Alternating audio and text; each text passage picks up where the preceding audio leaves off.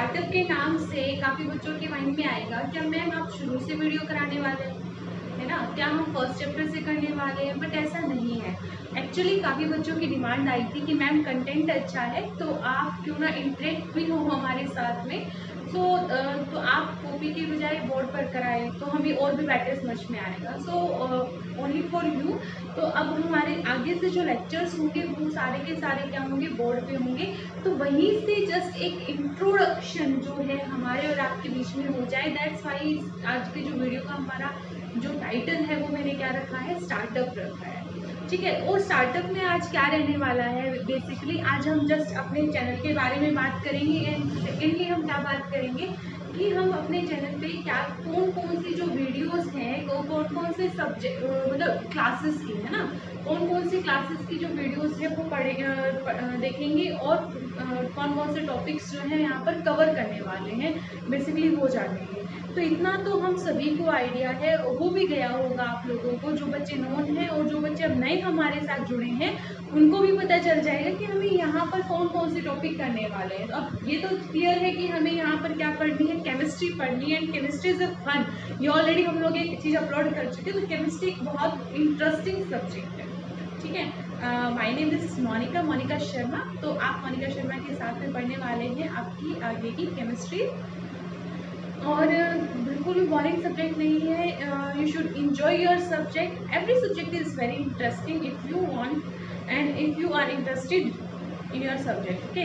तो यहाँ पर हम पढ़ेंगे 10th +1 एंड +2 क्लास, राइट। तो 10th क्लास की क्या पढ़ेंगे हम लोग, ओनली केमिस्ट्री के चैप्टर्स पढ़ने वाले हैं, ठीक है। वैसे तो 10th क्लास के अगर साइंस की बात की जाए तो 16 चैप्टर्स आर देयर, बट यहाँ पर सिर्फ और सिर्फ हम क्या करेंगे, हमारे केमिस्ट्री जो से सब्जेक्ट से रिलेटेड जो है वो चैप्टर्स यहाँ पर हम लोग कवर अप करने वाले हैं, ठीक है। तो 10th क्लास के स्टूडेंट्स बच्चों यहाँ पर हमारे पास 10th केमिस्ट्री में 5 चैप्टर्स केमिस्ट्री के, ठीक है। वो 5 चैप्टर्स कौन कौन से हैं, just let have a look. तो इसमें जो हमारा फर्स्ट चैप्टर है वो आता है हमारा chemical reactions and equations, right, ठीक है। सेकेंड जो हमारा चैप्टर आ रहा है वो है acid basis and salts, okay. उसके बाद में जो हमारा थर्ड चैप्टर होगा वो रहेगा metals and non metals, and the fourth one will be, अब इसीलिए हमारा जो फोर्थ चैप्टर रहने वाला है वो रहेगा which is most important chapter of this your I can say from your whole science is carbon and its compounds, carbon and its compounds, right? And the fifth one is periodic classification of elements. Periodic classification of elements. Okay. तो ये 5 chapter है बच्चों 10th class के जितने भी हमारे students हैं वो 5 चैप्टर जो है हमें यहाँ पर करने हैं। और अब देखते हैं इनमें से कितने चैप्टर्स हैं जो हम लोग कर चुके हैं। तो अगर देखा जाए तो केमिकल रिएक्शन एंड इक्वेशन ये जो चैप्टर है बच्चों ये हम ऑलरेडी कर चुके हैं, ठीक है। बहुत अच्छे से हम लोगों ने डीपली एक टॉपिक को उठाया है, विद एग्जांपल हम लोगों ने उस चीज़ को एक्सप्लेन भी किया है। तो आई होप ये जो है चैप्टर आपको अच्छे से समझ में भी आया होगा। तो जो फर्स्ट चैप्टर है हमारा ये क्या है, हो चुका है हमारा, ओके। और जो बच्चे नए जुड़े हैं हमारे साथ में तो इसका जो लिंक है वो डिस्क्रिप्शन बॉक्स में मिल जाएगा। उसके बाद में जो हमारे बाकी के जो 4 चैप्टर्स हैं जो क्या है 1 बाय 1 हम यहाँ पर कंप्लीट करेंगे। आपको दिखाई भी दे रहा है चैप्टर का नाम क्या है, acid basis and salt, right. तो यहाँ पर हम क्या जानने वाले हैं, एसिड और बेसिस के बारे में जानेंगे कि एसिड और बेस होते क्या है, सोल्ट क्या होता है। बहुत बार आपने सुना होगा कि ये क्या है, इसका नेचर एसिडिक है, इसका नेचर क्या है, बेसिक है। तो वही चीज़ क्या है हमें यहाँ पर अच्छे से डिटेल में जाननी है। उसके बाद में थर्ड चैप्टर आता है मेटल्स एंड नॉन मेटल्स। तो आप लोगों ने बचपन में सुना होगा मेटल्स और नॉन मेटल्स की कुछ डिफरेंस बेसिकली आप करते थे, that metals are hard, non-metals are not hard, metals are malleable, metals are ductile, whereas non-metals are non-ductile and non-malleable। तो ये प्रॉपर्टीज तो हम लोग जानते ही हैं। इसके अलावा हम लोग क्या पढ़ने वाले हैं, हम लोग मेटल्स और नॉन मेटल की chemical as well as physical properties पढ़ेंगे और साथ में क्या जानेंगे, इनकी कुछ केमिकल इनकी रिएक्शंस भी जानेंगे, है ना। तो इस चैप्टर में हम लोग क्या जानने वाले हैं, इनकी फिजिकल एंड केमिकल प्रॉपर्टीज जानेंगे, यानी कि किसके साथ में मेटल कैसे रिएक्ट करेगा, कोई एसिड है, बेस है, या कोई सोल्ट है, उसके साथ में एसिड कैसे रिएक्ट करेगा, बेस किस तरीके से रिएक्ट करेगा। प्लस में हम लोग क्या करने वाले हैं जो इस चैप्टर के अंदर, इस चैप्टर में हम लोग पढ़ेंगे कि आपके जो मेटल है आपको कहाँ से मिलते हैं, अर्थ क्रस्ट से। तो अर्थ क्रस्ट से मेटल को कैसे एक्सट्रैक्ट किया जाता है, that is extraction of metal. क्या जानेंगे, एक्सट्रैक्शन ऑफ मेटल्स जो प्रोसेस होंगी वो भी हम लोग यहाँ पर जानने वाले हैं डिटेल में। It's going to be very interesting believe me. उसके बाद में आता है हमारा third chapter which is metals and metals and non metals हो चुका है, ये मेटल्स एंड नॉन मेटल्स के लिए था। ओके अच्छा, उसके बाद फोर्थ चैप्टर आता है carbon and its compound. Actual में क्या है हमारे, देखो हम कहते हैं केमिस्ट्री हर जगह है, हर जगह। लाइक मेरे पास एक चौक है, मेरा बोर्ड है, कोई भी मतलब जो भी चीज़ है वो उसमें वो क्या एक एटम से बनी हुई है, मैटर है जिसको आप मैटर बोलते हो, मैटर है एटम, मैटर एक एटम है, छोटे पार्टिकल से मिलकर बना हुआ एटम है। लेकिन इसके अलावा भी क्या है, हम इनके स्ट्रक्चर के बारे में पढ़ते हैं, ठीक है, कि किसका क्या स्ट्रक्चर रहा होगा, लाइक चाहे फाइबर है कुछ भी है, लेकिन उस स्ट्रक्चर क्या मेन जो कंपोनेंट होता है वो क्या होता है, कार्बन होता है, यानी कि वो स्ट्रक्चर बना हुआ है। फॉर एग्जांपल मान लीजिए घर में पनीर की सब्जी बनेगी तो उसको पनीर की सब्जी क्यों बोला जाता है, हालांकि इसमें बहुत सारी चीज़ें डलती हैं, क्योंकि उसका जो मेन इंग्रेडिएंट है वो क्या है, पनीर है। दैट्स वाई जो हमारे जितने भी कंपाउंड्स होते हैं, जितनी भी चीज़ें होती हैं, उनके जो स्ट्रक्चर हम स्टडी करते हैं तो उसका जो मेन कंपोनेंट होता है जिससे वो बना होता है वो क्या होता है, कार्बन होता है, ठीक है। दैट्स वाई हमने यहाँ पर क्या बोलते हैं, कार्बन, और उस कार्बन से हमने क्या बनाया, अलग अलग कंपाउंड्स बनाए, तो इस वजह से इस चैप्टर को नाम दिया जाता है कार्बन एंड इट्स कंपाउंड्स, ठीक है।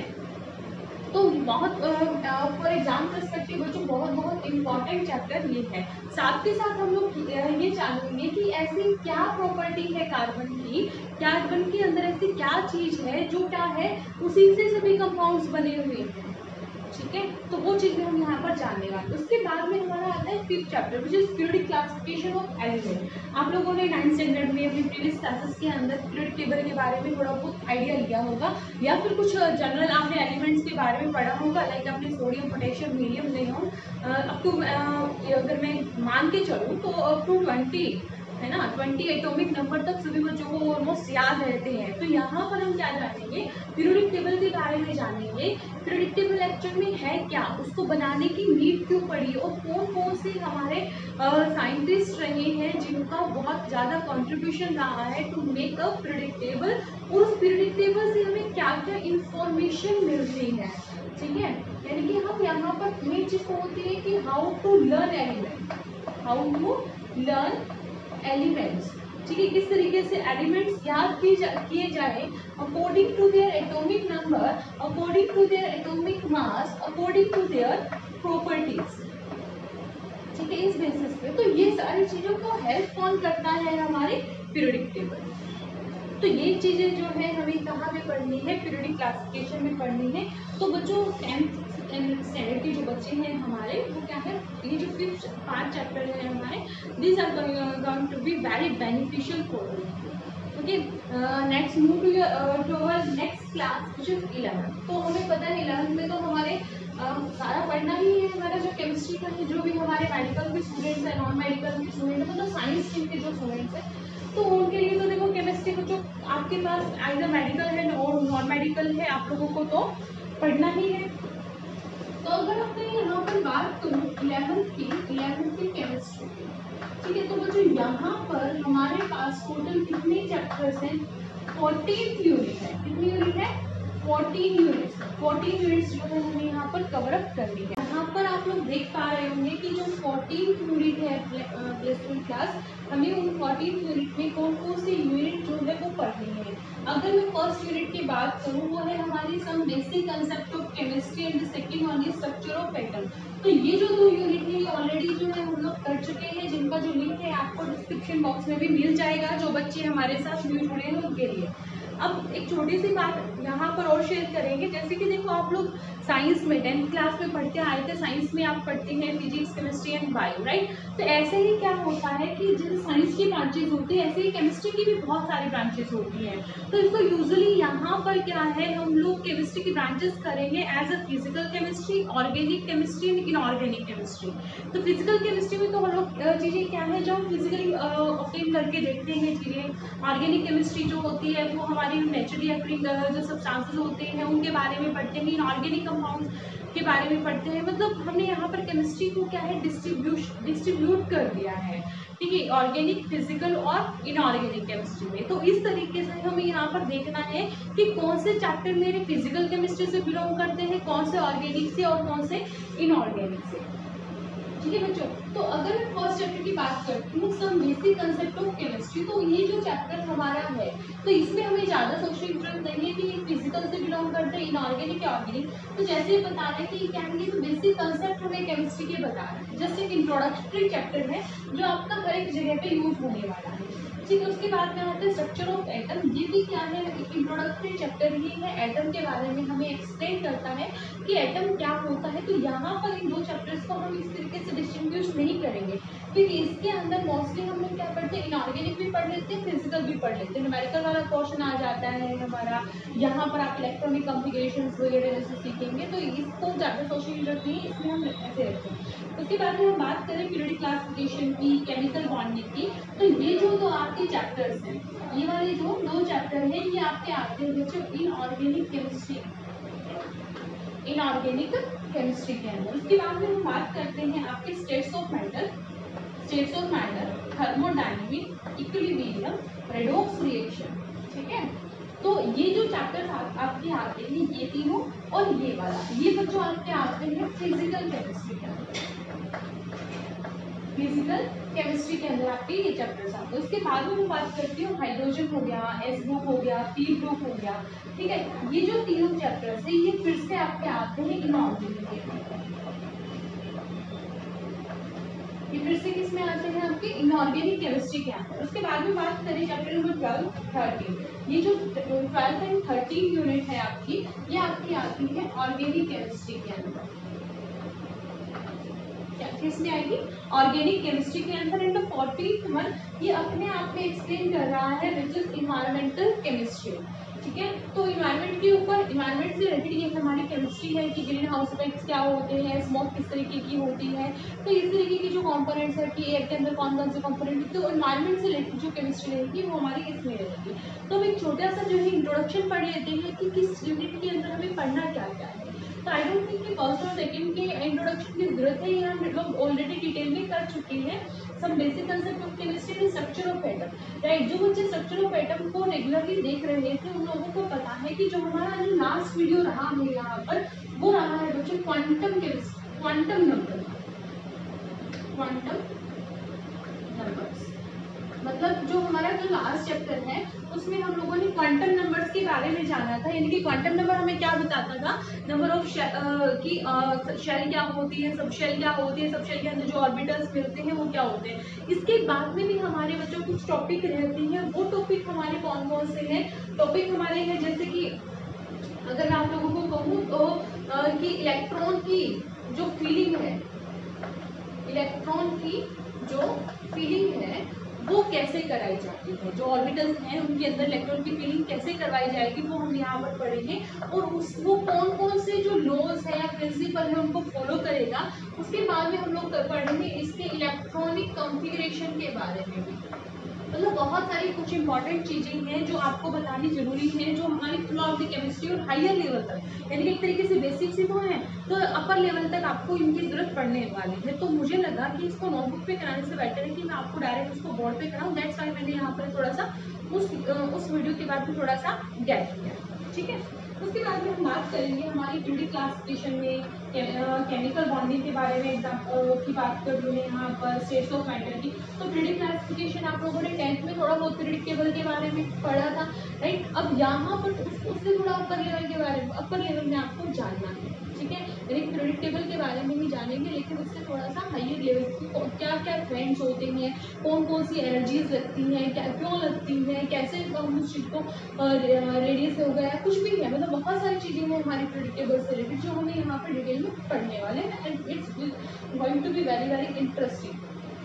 उसके बाद में आता है केमिकल बॉन्डिंग। तो ये वाला जो चैप्टर है जो बहुत बहुत बहुत ज़्यादा आपका इंपॉर्टेंट है, ये तो इंपॉर्टेंट है, ये भी बहुत ज़्यादा इंपॉर्टेंट है for exam point of view भी और कॉम्पिटिशन एग्जाम परस्पेक्टिव से भी। तो यहाँ पर मेनली आप क्या देखते हैं, मॉलिक्यूल्स की शेप वगैरह जानते हैं, क्या जानते हैं, मॉलिक्यूल्स की शेप वगैरह के बारे में जानते हैं, ठीक है। कुछ मतलब न्यू टर्म्स से जो है आप लोग इंट्रोड्यूस होंगे, शेप्स के बारे में आप यहाँ पर जानेंगे, हाइब्रिडाइजेशन मतलब क्या है, कुछ नए वर्ड्स आपकी लाइफ में आएंगे।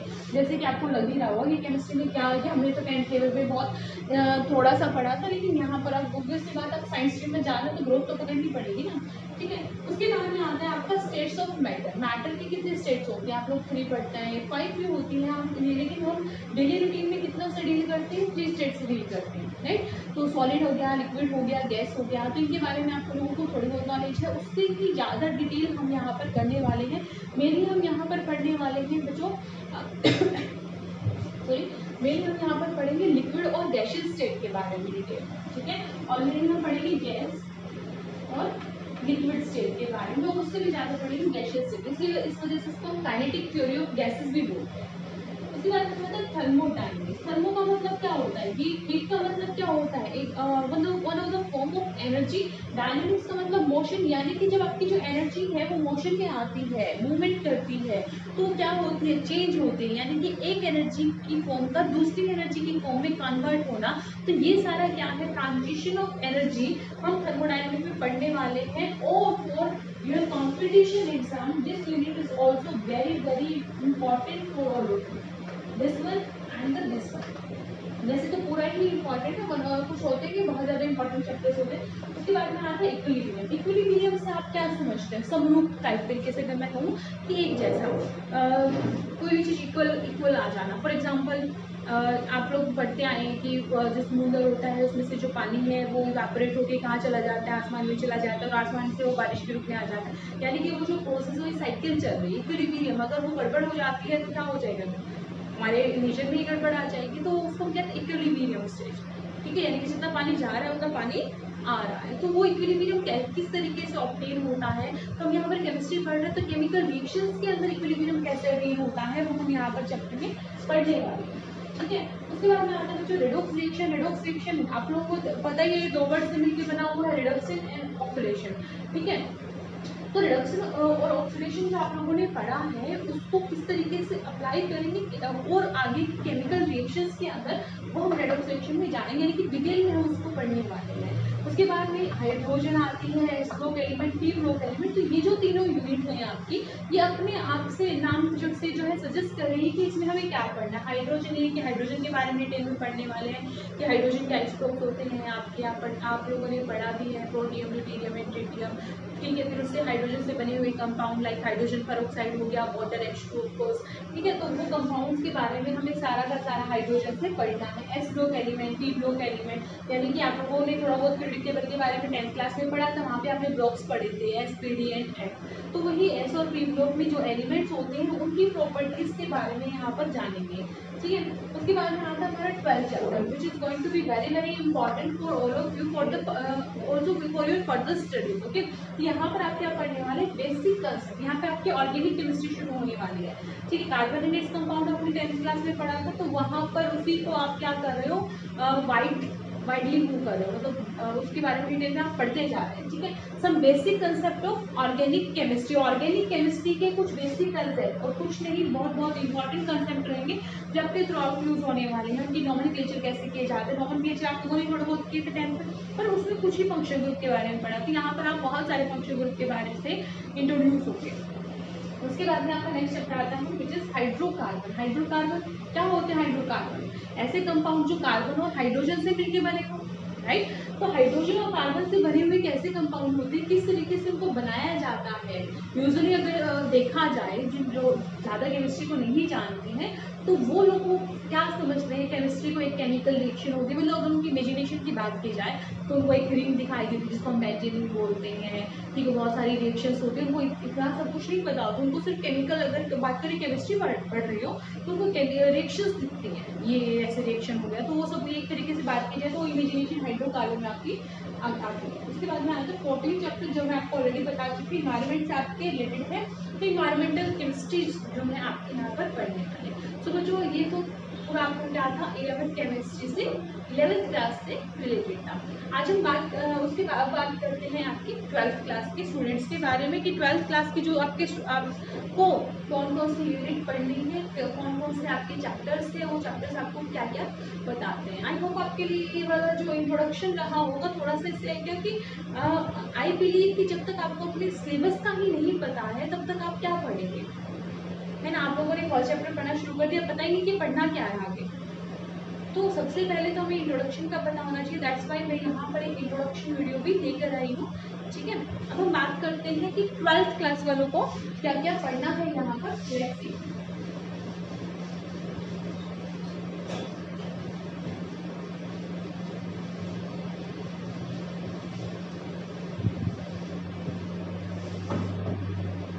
अब हम बात करेंगे 12th केमिस्ट्री।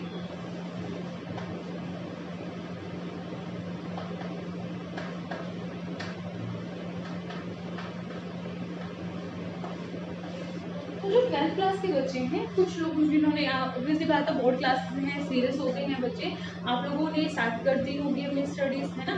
ऑलरेडी हम कुछ यूनिट है जो पढ़ भी चुके हैं, लेकिन फिर भी एक छोटा सा इंट्रोडक्शन है जो मुझे लगा कि मुझे डाल देना चाहिए ताकि जो नए बच्चे जुड़े हो उनको भी जो है समझने में आसानी हो जाए। तो हमें पता भी है कि 12th जो हमारा स्टैंडर्ड है उसमें जो केमिस्ट्री है, तो केमिस्ट्री की अगर बात की जाए तो बेसिकली इसके अंदर कितने हैं, हमारे 16 यूनिट हैं जो हमें पढ़नी है ना।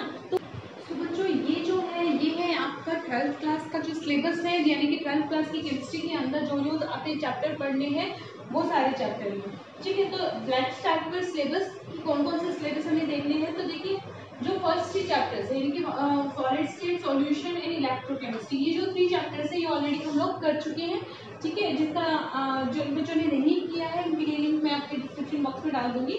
तो ये जो तीनों है ऑलरेडी हम लोग कर चुके हैं। उसके बाद में बात करते हैं तो solid state solution and electrochemistry, उसके बाद बात करते हैं केमिकल काइनेटिक्स, ठीक है, जो हमारी नेक्स्ट यूनिट रहने वाली है। केमिकल काइनेटिक्स में हमें क्या पढ़ना है, देखो हम लोग क्या पढ़ते हैं हर चीज़ की, अगर कोई बंदा भाग रहा है, कोई रेस लगा रहा है तो हम कहते हैं किस स्पीड से भाग रहा है, तो हर चीज़ की क्या है हम लोग जांच परख करना चाहते हैं कि ये क्या हो रहा है, ये क्यों हो रहा है। तो ऐसे ही क्या है केमिकल रिएक्शन हो रही है तो वहाँ भी क्या है हमारे मन में क्वेश्चन उठता है कि जो केमिकल रिएक्शन हो रही है कितनी जल्दी, फास्ट हो स्लो, यानी कि रेट ऑफ केमिकल रिएक्शन। तो रेट ऑफ रिएक्शन के बारे में हम लोग यहाँ पर पढ़ेंगे केमिकल काइनेटिक्स में। उसके बाद में बात करें नेक्स्ट यूनिट की वजह सरफेस केमिस्ट्री। तो सरफेस केमिस्ट्री के अंदर बेसिकली अगर बात करूँ तो हमें पढ़ना क्या होता है, सरफेस नाम से पता चल रहा है।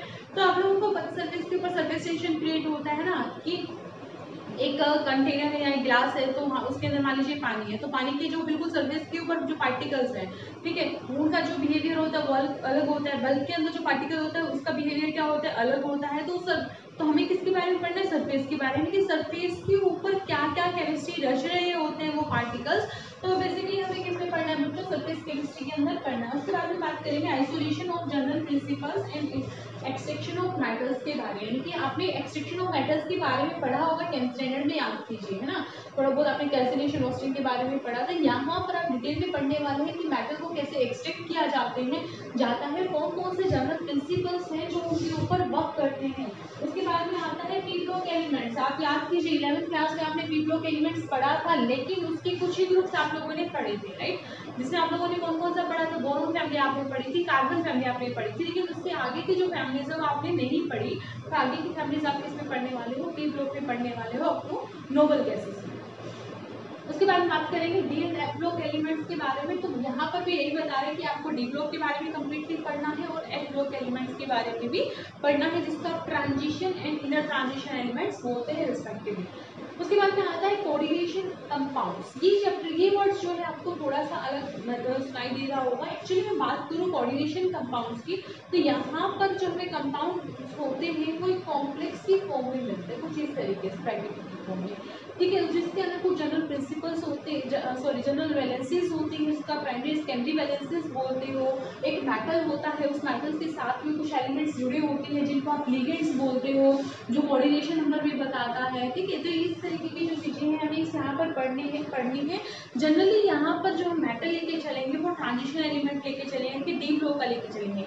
अब बच्चे कहेंगे क्या मैम आपके डी ब्लॉक के अलावा क्या कुछ अदर मेटल्स जो हैं क्या वो कॉम्प्लेक्स नहीं हो बनाते, क्या वो कोऑर्डिनेशन कंपाउंड्स नहीं बनाते हैं, बट हमें यहाँ पर मेनली जो पढ़ना है वो डी ब्लॉक से रिलेटेड पढ़ना है, ठीक है।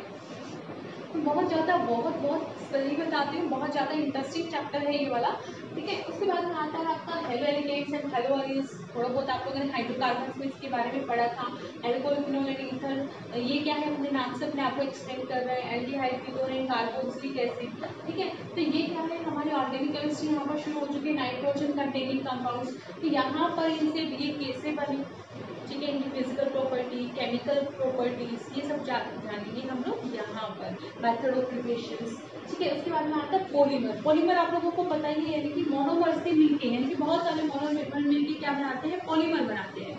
सिंपल सा एग्जाम्पल लेके चले तो इथीन, पॉलीथीन, ठीक है। पॉलीथीन आपका किससे मिलके बनता है, तो बहुत सारे, ये क्या है आपका ethene, CH2 double bond CH2। तो अगर बहुत सारे CH2 डबल बॉन्ड CH2 को मैं जोड़ दूँ तो ये आपस में मिलकर क्या बना देंगे, पॉलीथीन बना देंगे। तो पॉलीमर्स क्या सिर्फ यही होता है, नहीं, नंबर्स ऑफ पॉलीमर्स हैं, ठीक है। लाइक आपके फाइबर्स होते हैं, तो फाइबर्स इस तरीके से कैसे जुड़े होते हैं, तो वो भी क्या होते हैं, किसी पर्टिकुलर यूनिट की रिपीटेड फॉर्म होते हैं, ठीक है। तो वो क्या है, पॉलीमर भी हम लोग पढ़ने वाले हैं। उसके बाद में पढ़ेंगे बायोमोलिक्यूल्स के बारे में। लाइक आप लोगों ने पढ़ा होगा शुगर्स के बारे में, आप लोगों ने शुगर कार्बोहाइड्रेट सुना होगा वर्ड, है ना। आप लोगों ने फ्रक्टोज, माल्टोज वगैरह के मतलब वर्ड सुने होंगे। मेडिकल के स्टूडेंट्स हैं वो काफ़ी फैमिलियर होंगे, नॉन मेडिकल के जो बच्चे हैं उन्होंने नाम भी सुना होगा इनके बारे में। तो वो बायोमोलिक्यूल्स जो है बच्चों हमें यहाँ पर पढ़ने हैं। नेक्स्ट आता है लास्ट यूनिट जो है हमारी केमिस्ट्री इन एवरीडे लाइफ।